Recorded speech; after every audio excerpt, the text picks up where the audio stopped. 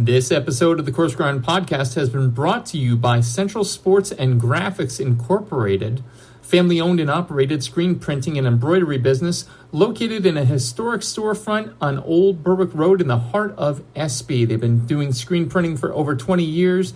They have high-quality product at a low price. Be sure to check them out. Central Sports and Graphics Incorporated, 570-784-1212. Now, on to the show. Hey guys, this is Chef Jojo Doyle, Executive Chef and Director of Operations of the Honda Center and the founder of Extreme Culinary Outfitters, aka ECO. We love the industry and we love you guys, but we love the Coarse Grind Podcast with Shawn Rosler more, so check it out when you can.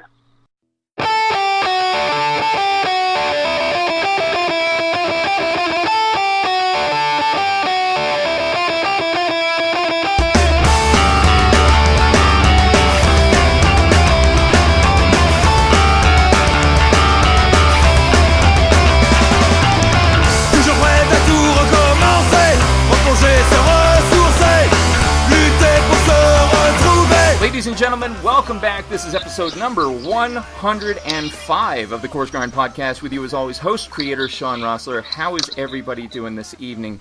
You know, anyone who listens to this show, all five of you maybe, knows how I like to upset people's expectations. You know, I bring in a guest from an arena you wouldn't typically expect. But with 5 years, 100-plus episodes in the books, it certainly becomes more difficult to catch listeners with their guard down, doesn't it? Well, like a well-timed head kick out of nowhere, today's guest is not only poised to do just that, but he's done just that. No, seriously, so if you hear me being overly respectful, he's not too far away and he could kick my ass. Born in Lincolnville, Maine, tonight's guest began wrestling when he was 6 years old and had always admired his older brother's wrestling abilities. Also practicing Jeet Kune Do, he attended Camden Hills Regional High School, where his achievements on the wrestling mat were staggering. Our guest was a four-time state wrestling champ and won almost every tournament that he participated in, going so far as to, on August 4th, 2012, be inducted into the Maine Wrestling Hall of Fame. He attended Lock Haven University of Pennsylvania on a wrestling scholarship, and his college roommate, who was also on the wrestling team, had been training with the legendary Pat Miletich after he left college. Offered the opportunity to fight in Iowa, our guest accepted, and the rest, as they say, is history. With a fight career beginning in 2006, he's been nothing short of a shot of adrenaline to watch. Okami. So I hear you all scratching your heads. What's he doing on your show, Shawn? Did you switch things up to fighting instead of food? Not exactly. When you find out that one of your favorite fighters of all time has founded a barbecue joint not too far away from you, you reach out with an ask, warm up your mic, glove up, hoping for the best. Fortunately for me, he accepted the interview. You get it.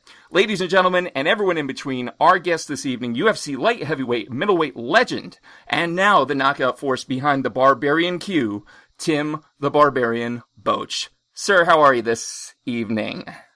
I'm doing well. Thank you for having me on. Excellent. Not a problem. No question. I can't tell you, when I found this out that you were, just a few short miles away from us doing barbecue, I really couldn't believe it. And, I reached out, as I oftentimes do. I'm like, there's no way he picks it up, but I can offer. And I mean, so quick back and so glad to have you on. So glad to fill people in about the Barbarianq, and what you're doing with that. So folks new to the show, folks with terrible short-term memories like myself, starters, mains, and afters. Starters, we're going to talk about the guests, where they came from, what brought them to doing what they're doing.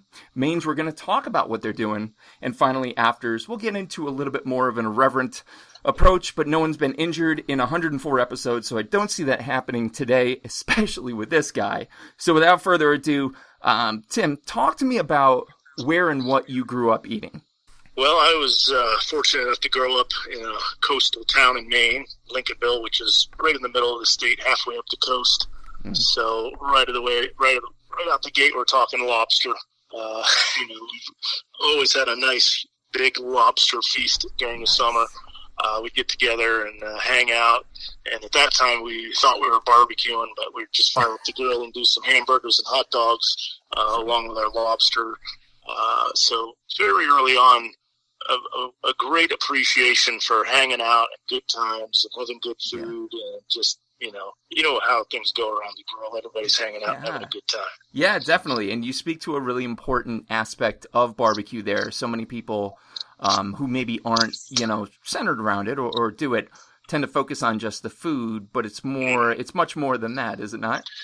Oh, for sure. There's a whole culture that I've come to discover, and even a subculture, because I was blessed to get involved in the competitive side of barbecue recently from my barbecue coach that I met down in North Carolina, and just being exposed to that and seeing how everybody interacts and how all the cooks, work together and are very helpful, and just the camaraderie that's involved was very appealing to me, coming from the sport of mixed martial arts and wrestling, and being on a team and the competitive nature and that.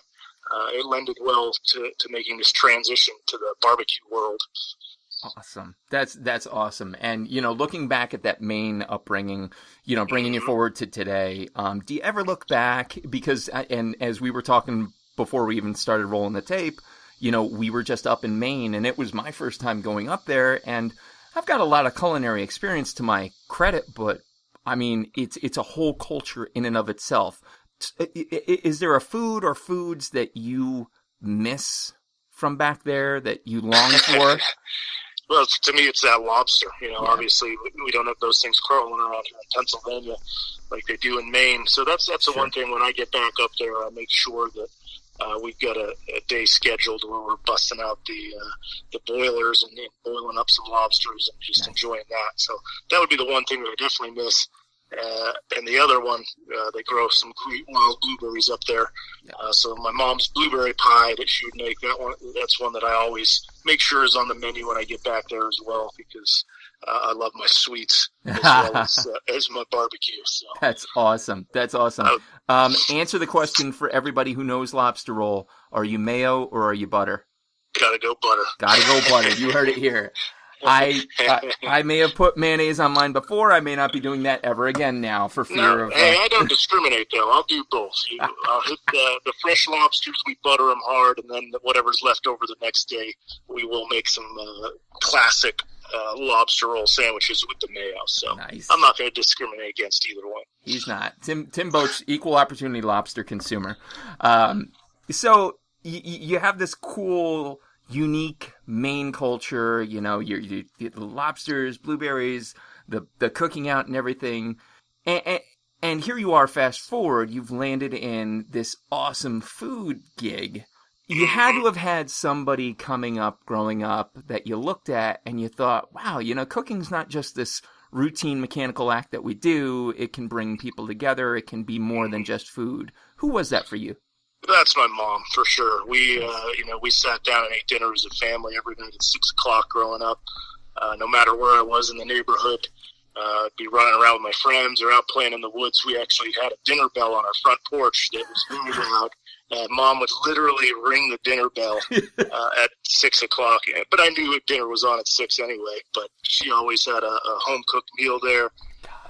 And then, like you said, just coming around and sitting around the dinner table as a family certainly built a foundation of the importance of mealtime and enjoying time together for me as a kid. And we try to do that as much as we can with our busy lives, with my family still now. So it's a very important thing to me.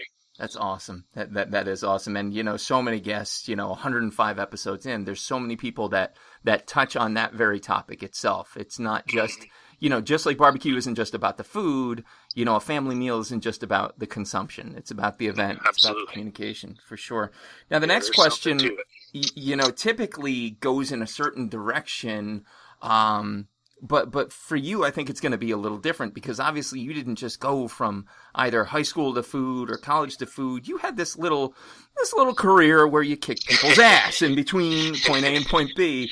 But how about talking to me about when you decided that doing barbecue, and after now you have retired from the UFC as of March 2019, correct? Correct. So officially retired. No more getting punched in the face. No more getting punched in the face. When I would imagine the planning was in place before that, but when was it you decided this is what you want to do? Well, it happened as fate would have it. My last training camp, I finished up training with Marcus Davis down in North Carolina, and training with a great bunch of guys at the gym there at TFTC. And one of the guys that I was training with his nickname was Caveman, so it's the Caveman and the Barbarian hanging out. So already things seem to be lining up. And he told me his friend was doing a practice cook for a barbecue competition. So right away I was like, what do you mean? He's practicing to cook barbecue, and he's just got a big pile of meat over there. He needs us to come in. I was like, yes, sign me up. I'm on my way. So, of course, I'm in training camp, too, which, with the restricted diet. Yeah, I was going to say, you're probably starving at that point. Anytime you have the opportunity to throw something special in there, I jump all over it because of my passion for food. But anyway, I get over to this guy's house, and right away, this barbecue is unlike anything I've ever seen before, anything I would even qualify as barbecue.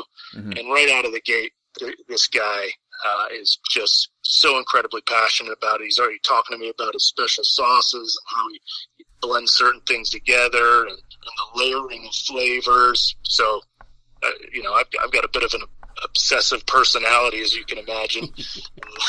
So right away I take to it. I'm like, okay, there's a lot going on here. This is really artwork that he's got going on here with his food. And then when I tasted it, my goodness, lights out. I look back on it. I'm a little bit embarrassed to say this, but he was cutting scraps off of it and wanting to throw it in the garbage. I wouldn't let him throw the little scraps in the garbage or the trimmings. Like, nope, none of this is getting wasted. I admire that. You have no idea how much I admire that. That's a true passion right there. So that put you to it. That brought you where we're at today with Barbarianq. Yeah, right there. I was hooked. The moment I tasted it, I wanted to learn as much as I could and then try to recreate what I had tasted there. And I knew that at that point it was just I wanted to be good at barbecuing and at least master the grill behind my house. But then it became, hearing what people thought real barbecue was, and then even the competitive side where it's, you're building even more flavors there. Yep. And then just showing my friends and then having people over to cook and them just being blown away with us. Like, we got to share this with more people. Absolutely. I've got the ability to put this out there, and I think everybody that tastes it's going to like it. Absolutely. Except for vegetarians, vegans, but well, we're not really geared for that audience anyway. Let's be fair. Yeah, they're not invited to the barbecue anyway. Fine. That's fine. So, that's an amazing evolution. When you talk to like executive chefs, there tends to be a logic that puts you where it is. And I guess to an extent, to keep yourself sated, calorie lean, protein heavy, barbecue is a good fit for that, I suppose. But yeah, my friend down there, he would grill up some, he'd do a big batch of chicken breast with some seasoning. So you can cook to the point where, it is, some of those things come into play where you're staying lean. But if we're talking real barbecue, it's not diet food by any stretch of the imagination. No, it lots is. Of butter and brown sugar and sauces. It's going to taste good. So speaking of that real barbecue, so it's Barbarianq at the Barbarianq on both, and it's the letter Q, guys, not CUE, on both Facebook and Instagram if they're looking for you. Yep. Talk to me a little bit about what Barbarianq offers. What do they bring to the table? No pun intended. Well, our goal is to get as many people to try what I'm calling an authentic barbecue and not just, standing around the grill eating burgers. Not that there's anything wrong with that, but I just want people to be exposed to, that Southern style. And I'm stealing stuff from all over. I show no allegiance to any part of the country. I like some of the Texas profiles, Kansas City, down in Georgia, all over. So I'm putting together what I like and what I think is delicious. I'm hoping that everybody else does too. So nice. It's a blending of all sorts of different barbecue from around the country. And, we're going to have our vending trailer. We're getting ready to do our grand opening. I don't have an exact date on that yet, but I will certainly post that on the social media so people can look out for that. We're going to be doing some catering of events and special events. So if you'd like the Barbarianq to get out to your special event, you can contact us. And then we're also going to do some made-to-order type barbecue where you can just come and pick it up and take it to, if you got a big party watching football or whatever, we'll be willing to cook for you. So we want to make it as available as we can to the most number of people that are interested in getting some delicious barbecue. Absolutely. I love that. And, speaking of barbecue, speaking to the allegiances and basically the gang signs that get thrown up, as soon as you start to mention barbecue, I like the approach you're taking, that you're not necessarily going with an allegiance in any direction, because that's that I don't know why, but for the purists, that's like an instant red flag. What are you pulling and where? Talk to me about 3 different regions that you're pulling from and what you're using them on. Well, my biggest influence obviously has to be from where I learned, which is the Carolina style. Right. And personally, I'm a vinegar sauce kind of guy. Now, I know that can be unappealing to a lot of people. Even my wife, she's not crazy about the vinegar sauces and that flavor profile, but that's one that I like. So I like to play with that a little bit, make sure that we have that in there. And, of course, vinegar is going to play well with your porks and your fattier meats. Yep. And I always like to give people options. You can play with this, too. I have different sauces available to accompany whatever you want. So, nice. There's no set rules, really. I'll make things how you think you want them, and I'll make sure I twist it just right that it makes sense. But so we got North Carolina as a foundational spot. And then, of course, as you go out west, I've got some family that lives out there in Kansas City, Missouri, and that Smoke and Guns barbecue out there happens to be one of my favorite, that I've ever come across with some of their rubs and stuff that they use. So I like a little bit of heat in there too. Nice. But again, I don't want to blow out anybody's taste buds. That gets into your competition side of things where you have too much heat in there and you blow out somebody's taste buds, you're not going to score well. So exactly. I take a lot of different things into account when I'm putting my food together. And like I said, my goal at the end of the day is just to have everybody happy and enjoying that food and having a good experience. And then, of course, with the Mixin' Boys, I've been beyond blessed that I was able to run into them early in my barbecue career. And they're from down in Georgia, so that's a whole lifestyle. It's different down there. And I have yet to get into doing my first whole hog, but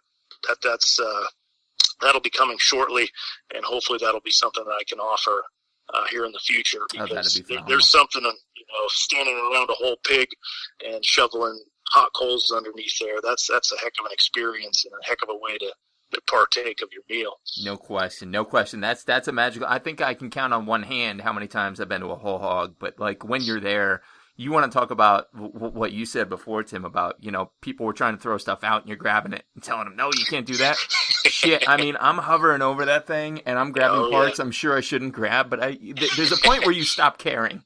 Like, no, I think in that situation, anything goes. Anything goes. I love it. So, obviously, not only in the fight game are you well versed, but in the barbecue game, you're becoming sagely. You are probably looking towards the future too, and at trends. Can you talk to me about something that's coming down the pipe with barbecue? Like, what's something we, the lay people, haven't seen yet, but is coming? Well, I think. I don't want to spill too many beans here, but I think was that a barbecue pun, Tim? That was a barbecue pun. God damn it, Tim. You see what's going on here? I saw what you did there. Just the fact of how the barbecue culture is, and people that are already in it know that there are cook schools, and they just want to share the knowledge.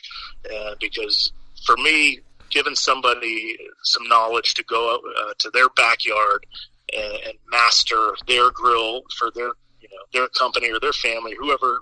There's something about being able to cook well, and that's something that I see coming down the road is more cook schools, and that's something that I definitely want to bring to this area. Is not only bring great barbecue, but I want to show people at least a little peek at how to do it. So that's something that's definitely in the works, and that's awesome. I think people will appreciate that. That's awesome. And it goes without saying, you have my information, man. Reach out, let me know. I'll bring the recording equipment. We'll do a live show too from it. It'll be awesome. Sounds good. So, I mean, that's obviously an upside. That's a great future, and I think you're absolutely right, too, with the, engagement of different learning. Knowledge is basically not free per se, but it's free in a digital format, and there's something to that interpersonal. So I think that's a great next stop along the way. But as is the case so often for as many good trends as there can be, or as many future goals as there might be, there are some pretty, bad trends in an industry. What's something about barbecue that, people either believe or espouse that you just wish they'd stop? Let me think. This is, I'm so in love with barbecue right now. I'm biased. I can't really think of anything bad.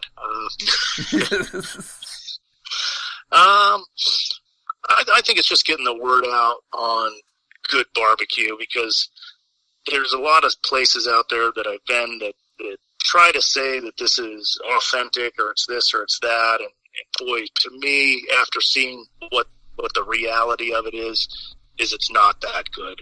And I wish that, I think it's just a passion thing. Yeah. It's like anything. If you lose the passion, the quality is obviously going to go down. Yeah, and definitely. that's sort of and that can happen with anything. I just want people to see my passion for barbecue, and then I think they'll recognize that, there's a lot of places that claim they're this, that maybe they're not as passionate as they should be. Certainly. No, I think that's faux barbecue, if we will. That's something we bring up a lot here about farm to table. People will throw that term out ad nauseum, and yet, they're using maybe 10% from a local farm. I can count on one hand the authentic farm to table or farm to fork establishments that have been. So barbecue seems to be going down that road. So it's Tim Boetsch's job to step in the way of that and steer it clear. So what's next for, I always ask at this point, what's next? And it seems like Barbarianq is getting ready to pop. But let's say opening goes great, everything goes according to plan. What's your 5-year? What's your 10-year? What are you looking to do with this?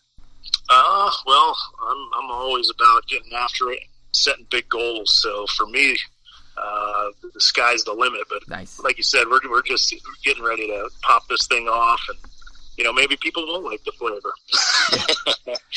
But no, I intend on taking this as far as I can go. And like I said, I want to get this out to as many people as I can, and I've got a lot of faith that they're going to like what they're tasting, and just the whole environment of it. We want to make it fun. We want to make the whole experience good. Yeah. And if we put all those elements together, it's limitless where we can go, and that's my goal. Sure. I just want to bring a quality product to everybody. Yeah, and I mean, listen, people, if you think of barbecue and you see this place open up, there's any place in the area you want to go to, it's going to be Barbarianq, because if you can take somebody who can be basically lights out on his feet and come back and kick Okami's ass. Now, I know I'm hearkening back to that so many times, but it's if you can do that, you can cook barbecue, and you can cook kick-ass barbecue as far as I'm concerned. So the Barbarianq, again, Facebook, Instagram, this is going to be your guy locally. This is going to be it. This is I'm personally excited, and I can go out in the back. I can do some barbecue. Shit, I'm taking the night off. When this goes live, I'm taking the damn night off. I'm calling it right here, right now. So sky's the limit for Tim, and that's incredible to hear. So let's last transition in the interview to the afters questions, a little bit more off the cuff, a little bit more irreverent. I am standing, I typically say in your kitchen, but let's say I'm standing by your smoker. Okay. And what music do I hear? What music are you cooking that barbecue to? Well, if we're competing, it's going to be a little bit more aggressive. I'll be playing some Metallica. Nice. And maybe throwing some Tool on, depending on the mode of how the cook is going. Yes. But if we're cooking for fun, backyard, I've got country music playing. Nice. We're just relaxing. We're making sure everything's coming together just as it should to taste good. Absolutely. And that's admittedly, I think I had you pegged for a Metallica fan, not the Tool fan. Did you grab all their albums now that they just came out? I did not. Oh, did you know about this? My buddy's telling me that, yeah. My buddy Mike let me know that they just dropped them. I was blown away. All so 10, I think. I think there's 10 that release, so Wow. you'll have plenty of music to compete to, buddy. All right, next question. You are going to be stranded on a deserted island. God, do I think I know what direction this is going. And you can only bring 3 foods or food-type items with you. What would they be and why? 3 foods? Yep, 3 foods or food-type items, like, condiments, anything like that. Inexhaustible supply. Boy, I'm a sauce guy, so one of them's going to have to be a signature sauce. Okay. Because it makes everything better. You got to have salt. Nice. Always got to salt it. I'm a bit of a saltaholic. So we got salt, we got sauce, and the third is brisket. I love brisket. Damn straight. Damn straight. Absolutely. Brisket's magical. Brisket's scary, Oh, yeah. I think, if you're new, but once you discover For the sure. magic of it, it is, goddamn, it is fantastic. It Yep, is fantastic. I had to watch at least, I would say, a dozen briskets be cooked before I even attempted one because I was that intimidated. But now we're getting her dialed in pretty good. Yep. Yeah, nice. So my format for this show was based off a food photographer, documentarian, Melanie Denea, and she composed 2 books, actually. It was a 2-book series called My Last Supper and The Next Course, and it features 50 world-class, world-renowned chefs, and they're all positive the same question. So I'm going to ask you, Tim the Barbarian Boetsch, what would your last supper be? You found out your ticket's getting punched tomorrow. You can eat, drink, whatever you want. What would that be? Last supper. Well, I'm also a steak fanatic, and I hope to be able to someday add a steak cook to my menu, but we're not quite there yet. I don't want to overstep my abilities just yet. But it's going to be a ribeye steak. Nice. It's going to be a lobster tail and a slice of Mom's blueberry pie. Wow. Wow. That right there, man. That might be the best last meal I've ever had on this show. That is... It's so beautifully basic, and yet every element ties back to your childhood. Mm-hmm. That's amazing. Keep it That's simple. Amazing. Yeah, that's right. That's right. And finally, Tim, what is food to you in a single word? Passion. Love it. Love it. Passion. Yep. Without a doubt. Love it. And I'm so glad, I as a fan am so glad to have gotten to see that passion in the octagon, and I'm beyond excited at the prospect of seeing that passion hit plates, hit mouths, hit palates here in the area at the Barbarianq on Facebook and Instagram. Just couldn't be more excited. We're going to be watching, and certainly as soon as you get that word out, we'll be pushing it out for you. Couldn't be more excited to have you in the area, to have you doing the do. So, Tim the Barbarian Boetsch, thank you so much for being on the show this evening. Hey, I appreciate having me on, and really looking forward to getting you some samples of the product. Ooh. I think you'll be impressed. I will not turn them down. Ladies and gentlemen, episode 105, this has been Shawn Rosler, host, creator, with Tim the Barbarian Boetsch, again, from the Barbarianq, Facebook and Instagram.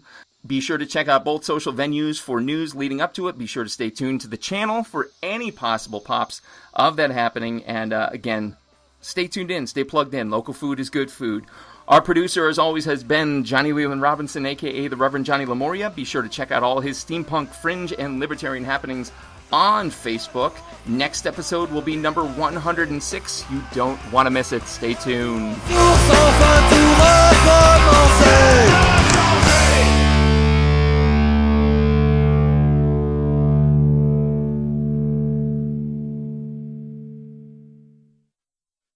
Hey, do you like coffee? Do you like gourmet coffee? Do you like really amazing gourmet coffee that's a total steal and just happens to be based on a culinary podcast? Well, look no further. The Coarse Grind Podcast has teamed up with the Mr. G Coffee Company to create the perfect custom blend. Dark is the logo itself with hints of caramel, sea salt, and dark chocolate. It is luxury in a cup at an incredible price. Be sure to check out their site today, MrGCoffee.com, and order some now.